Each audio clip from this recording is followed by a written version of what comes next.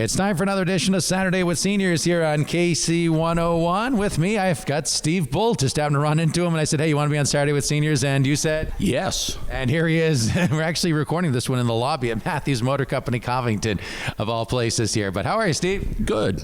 Well, I don't know your background. Tell me about where were you born and what year? I was born in Blossburg in 1951 at the old Bloss Hospital, which I'm not even sure that building still exists. Well, it exists, but it's been closed for years, and now they're doing some work, and it's going to be a rehabilitation center of some sort, I understand. So tell me, where you were born, you lived in Blossburg. Is that where were your parents originally from? No. At the time I was born, I lived up on East Hill, about a mile from where you are. It was a brown house. Now they've got siding on it, just across the road from where the Frost Farm was. That's where I lived at that time with my parents. We lived there until I was 3, and then we moved up to where I grew up on top of Rumsey Hill outside of Mainsburg. So you've lived in 2 places in your entire life? Well, no.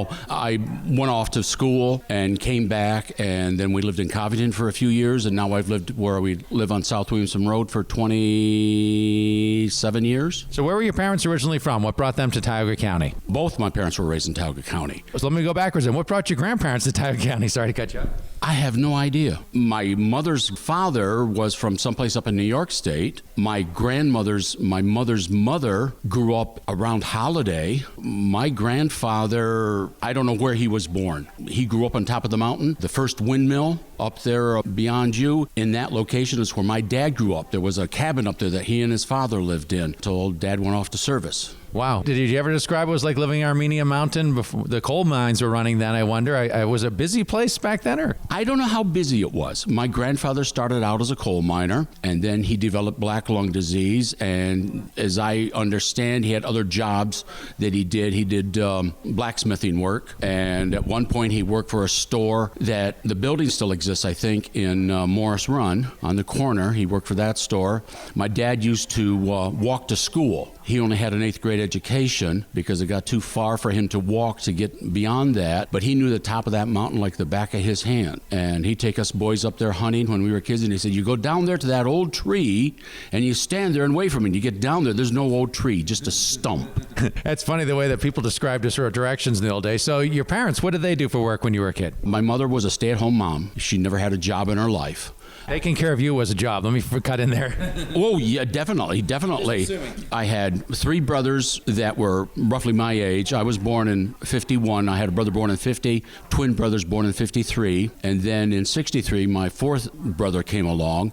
But as a little boy, I was a monster, simply because I liked to beat on my little twin brothers. I was a bad kid. But like I say, she was a stay-at-home mom. She never had her driver's license until after Dad died. And my father worked for Tri-County Electric my entire life until he had a on-the-job injury that put him on disability. Wow. Now tell me about your earliest memories as a kid. What do you remember when you were young? And do you remember anything before your school years? I remember one Christmas coming downstairs, and the Christmas tree was in the corner. It was lit up, and I don't know why, because Mom always turned the tree out before we went to bed. But it was Christmas Eve, and I had to go to the bathroom, and our only bathroom at that time was in the downstairs. And I had to go down there, and I just wanted to so bad go look at that Christmas tree, and Mom wouldn't let me. I remember as little boys, the 4 of us getting brand new jeans to start school. So it must have been when I was in 3rd or 4th grade. And up on back of the hill where we lived, there was a dirt pile there, and we called it the dirt slide. And we had these brand new jeans on, and we spent 3/4 of an hour sliding down this muddy bank. And we came home, and our mother could have killed us.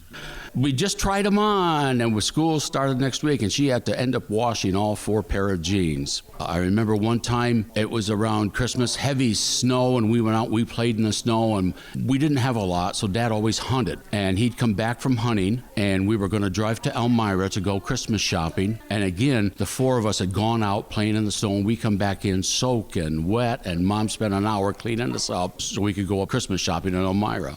I don't think kids today realized back then we had our good clothes and our bad clothes. See, when I was a kid, they did too, but I don't see that as much now. We live in more of a throwaway society. Yeah, you're right. We don't. We always dressed up. We may have worn holey jeans around the yard playing, but if we went to town, Mom made us change and put on decent clothes. We enjoyed dressing up. We liked going out and being special. I always remember the thing, and I'm sure a lot of other people do. Mother would always say to us, have you changed your underpants? Make sure you have clean underpants. And I asked her one time, why is that so important? Well, her mother always wanted you to have clean underclothes on in case you were in an accident before you got home. That was the answer my mom gave me, too, in case you're in an accident. And I say, well, if I'm in an accident, my underpants might not be clean if it's that bad. Yeah, that's right. And you always wonder what people come up with. But that was the way it was. Church, was that something you did as a kid? I remember, too, your Sunday best. That was always the term. And Easter, we got new shoes when we went to church. Oh, yes. We went to church every Sunday.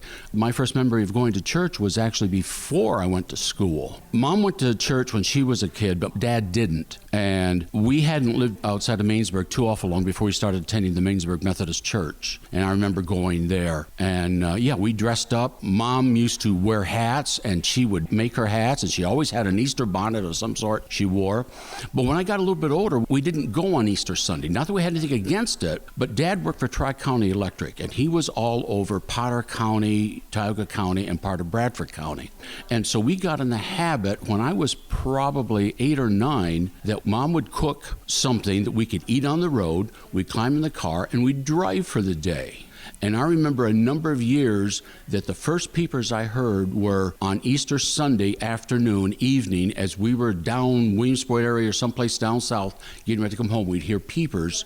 And I saw more of Pennsylvania and more places I never knew existed just because Dad wanted to drive around and see what was out there. And part of it he'd seen at work, and he wanted to show us what he'd seen where he was working. Do you remember what kind of car you had as a kid, or your parents had as a kid offhand, or just some kind of big boat? And I guess back then when gas was 29 cents, you drive around. Dad had a Ford four-door. I remember he had a Plymouth. Was it the Plymouth that got wrecked? Dad was only in one accident in his life. Going into Mansfield, he pulled out of a gas station and somebody was speeding coming into town and hit him. And we used to play in that car as kids because it sat on the property. But when I was older, we had a large station wagon that we used to take and fill up and go up to one of the 3-sided cabins up on the mountain and go camping for a weekend. You remember your station wagon? It probably had 8, 10 kids in it at one point. I remember every station wagon as I was a kid. You go to a birthday party and as many as you could fit across that bench seat. We never had that many because where we lived, we didn't have any neighbors, and there was just the 4 of us until 1963. But 4 boys in a car is a carload. It gets noisy quick.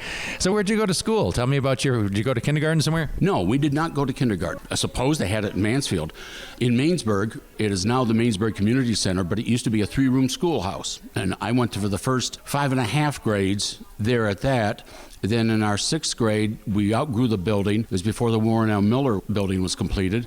And so they transferred us 6th graders to Roseville. And we finished out our 6th grade year in Roseville before we went to Mansfield for high school. How big were these schools? Were these like 3, you said 3 classrooms, the Mainsburg school? Yes, there was 1st and 2nd grade in one room, 2nd and 3rd grade in the other end room, and then the middle room was Stanley Seamer's 5th and 6th grade.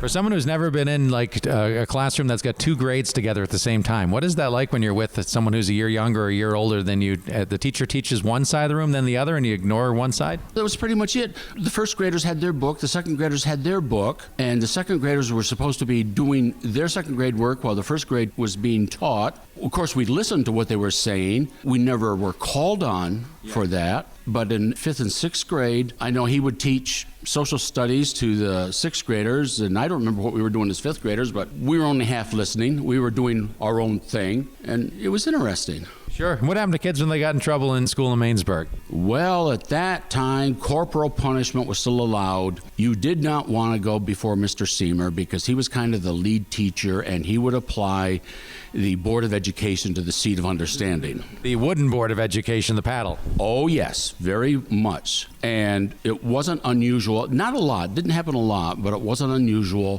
for your other teachers to slap you upside the hand or on a shoulder with a ruler if you were misbehaving. Did you find that effective in your generation to work? Did kids change their ways? Yeah, you changed your ways. It's like my mother. I don't know how many yardsticks she broke over my backside, but I learned I do not beat on my younger brothers. You always hope she got the inexpensive pine yardsticks that would break easier, not the oak ones. They were novelty yardsticks is all I know. She'd buy them by the dozen. So when you were a kid, was there a TV, electric in your house? What type of amenities? Did you have all the modern stuff, a phone? No, we had electric, but I remember the old crank phone. And I think it was in 5th grade, I got a phone call. Absolutely shocked. A friend of mine, who we were close friends, he was a farmer's son, lived outside of Mainsburg off of the Old State Road, and he'd broken his leg that summer. And he had called me. He missed the first couple of days of school, and he called me to find out what he had missed so he could get caught up in schoolwork. And that was your first phone call you ever received when you're in fifth grade? That was the first phone call I ever received. I remember using the crank phone a couple of times. Then in the early 60s, we got our first dial phone, and it was a party line. Still in the 60s, you had a party line. Oh, yeah. We had the party line for a long time, and there were times that we couldn't get it because somebody else would be using the phone, or somebody would accidentally leave the phone off the hook, and be hours before you didn't have any phone. So with the old party lines, everyone could listen in. Were you one of the people who listened in to see when you were bored to see what was going on the phone line? No. We were kind of upset that we had neighbors that did that, but then in late 60s, my father got the position of serviceman for Tri-County Electric. So at that point in time, because he was on call 24 hours a day, we had to have a private line. So we got our private line at, I'm not sure when, 65, 66, so that we didn't have the party line problems anymore. And was there plumbing at your house, or was it an outhouse when you were a kid? When I first moved in there, yes, we did have an outhouse, but I don't remember it because I was too young. But we had a downstairs bathroom. It was not very large, but I remember Dad putting the toilet in, and my father and grandfather literally, by hand, dug the septic tank, cesspool. It was just a hole in the ground, and they ran the cast iron pipe, and we put cast iron pipe into it. And I remember that going in as a kid. And then later, when I was 12, we took a room upstairs that Mom had always hidden our Christmas presents in, and was off limits to us boys. We turned that into an upstairs bathroom. The downstairs, we just had the toilet. Upstairs, we had the full bathroom with a tub and everything. And I remember us taking that cast iron tub and laying it upside down on a quilt and shoving it up the stairs to get into place up there. So from about 12 on, we had a good bathroom. After you had to help hand dig your own septic tank with Dad here, that was your chore as a kid. Well, a little bit, yes. And it was quite a job. They did quite a bit. Then when we put in the upstairs toilet, we had a contractor come in and put a regular septic system in. And you went all modern then. So how about TV as a kid? Was there electric in your house? Was there TV, or do you remember your first TV? We got our first television in about 55, I think it was. Straight black and white. One station, Channel 12 out of Binghamton. It's the only thing we could get. Dad tried several different aerials to try to get better reception. We could get real fuzzy, maybe Channel 36, but it was more lines than what you could see. So I grew up with Channel 12 only. If it wasn't on CBS, I didn't watch it. If you were watching TV, you knew what you were watching. Is that pretty much the same with all your neighbors? When you went to school, you pretty much talked about the same programs because you had one channel? Some of the other places get better reception, and they could get other channels. My mother's parents, they lived over outside of Bungay, just off of Route 6, and we go over there, and my grandfather would be watching NBC and sometimes ABC because they were in such a place that they could get better signals. That's neat. How about sports as a kid? Did you like professional sports? Did you follow any of that? And if so, did you listen on the radio, or how'd you follow your teams with only one channel? I didn't. You didn't like sports or didn't follow them? I did not like sports. I've always been a klutz playing sports. Sports never appealed to me. It tickled me. As a child, we'd go visit my grandparents every Friday night. And my mother would get so mad. She'd come on the way home. She'd always spout off. Her father would sit there and watch television the entire time, watch sports going on the entire time, and never talk to us, never pay any attention to us. The only thing he did to us little boys was holler at us if he got too noisy. My mother, in her later years, after my father passed away, my dad died in 91, so in the late 90s, my mother became an avid NASCAR fan, baseball fan. She never watched football, but baseball and NASCAR, if there was a game on or an event on, she was watching it. Interesting how it took her that late in life to fall in love with NASCAR then. Chores as a kid, what type of responsibilities did you have? Do you remember some of your early responsibilities? We had to feed the dog. We had a couple of dogs. One was an outside hunting dog that Dad kept in a coop outside, chained up. We had to feed him every morning. We had a pet Cocker Spaniel Spitz. She was a half breed. and we had to take care of her. Sometime in my early years, we got a bunch of chickens, and it was on us boys to go out and feed the chickens every morning and gather the eggs. We always enjoyed watering the chickens in the morning because quite often we'd find dead rats in the water container. And that was entertaining, I guess, in your time. Oh, for young teens, oh boy, that was entertaining. And we would get the BB gun around, and Dad had taken the coop and put cardboard around the inside of it, and the rats would be in behind the cardboard running around. And so we'd find where a rat was and take the BB gun and try to kill it with a BB gun. That was your job. That's our job. Any entertainment, I guess.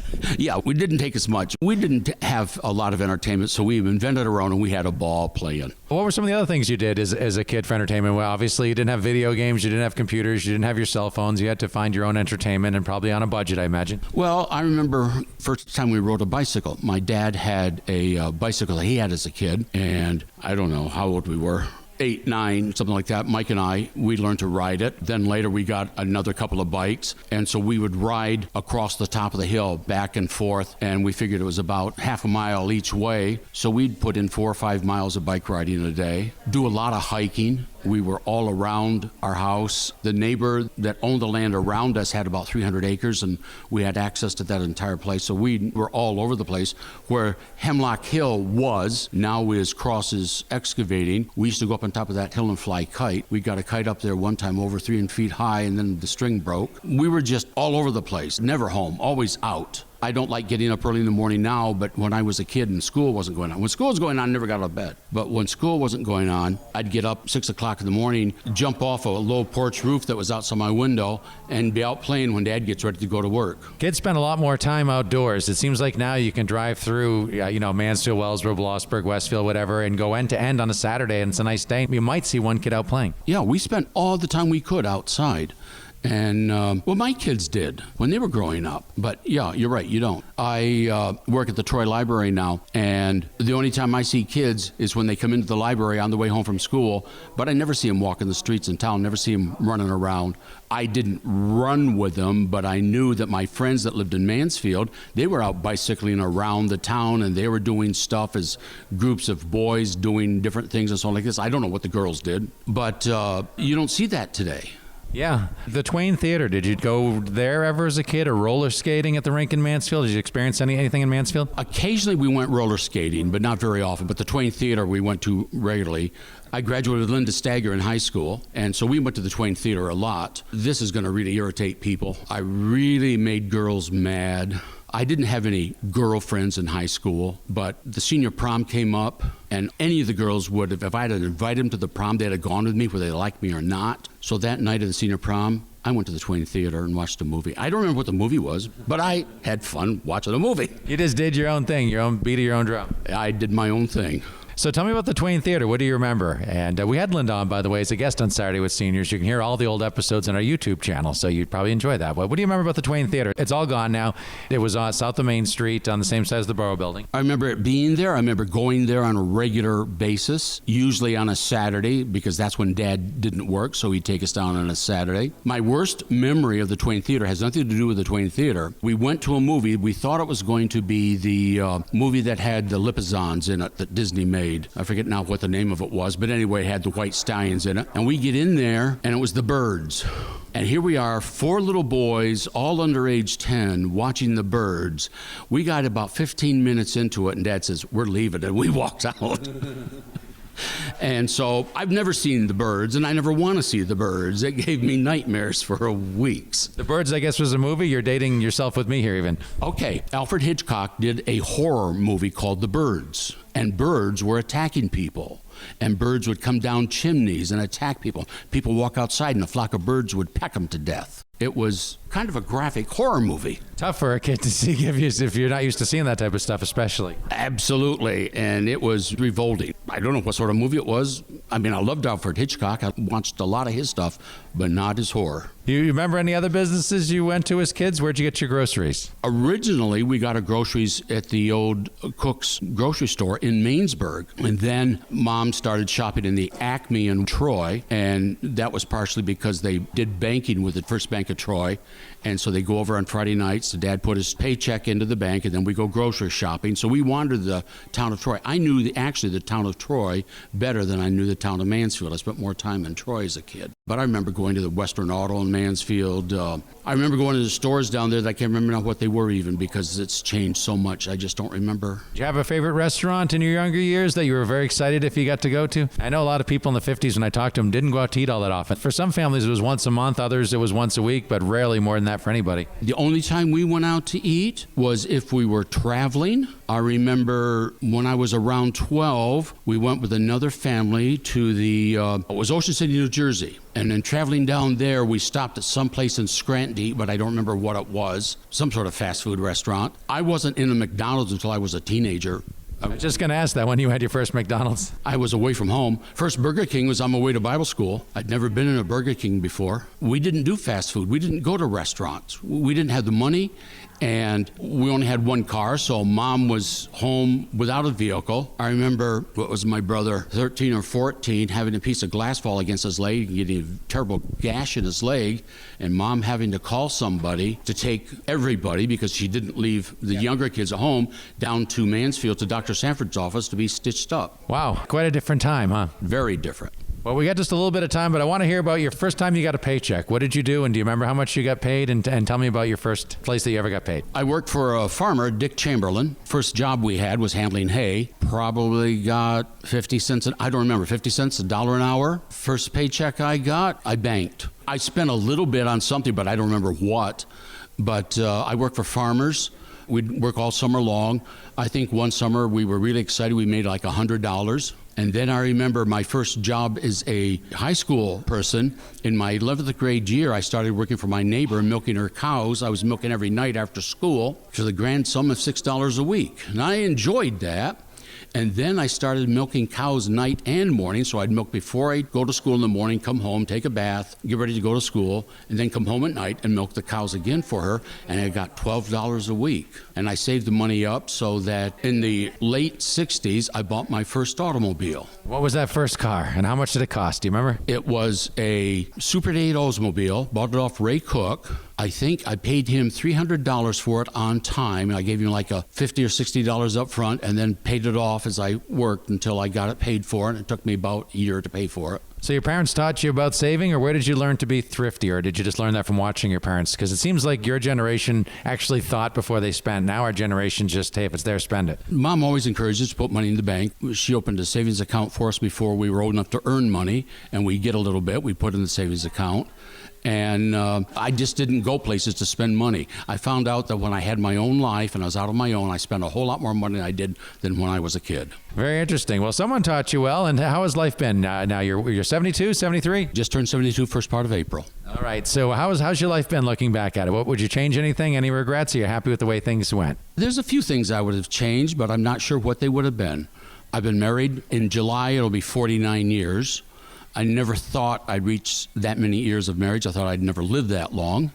My wife and I'll make it 50, and I can remember going to a couple of, my grandparents' 50th wedding anniversary. I could remember my aunt's 50th wedding anniversary, thinking it was a big deal. I'm looking at 50, and I'm thinking, so what? It's been 50 years. Yeah, it's been a lot of fun. I guess the biggest thing I would change is that I got a better education. It's hard to convince kids how important school is when they're that age because they just don't understand what they're going to do with what they're learning down the road. Right. And I had to wait until I was almost 70 before I got to my dream job. But I had some halfway decent jobs throughout the year, but I never made that much on them. Now I have my dream job. I had the best job in the world, the library director at the Allen F. Pierce Library in Troy. And I anticipate going to work. I enjoy it.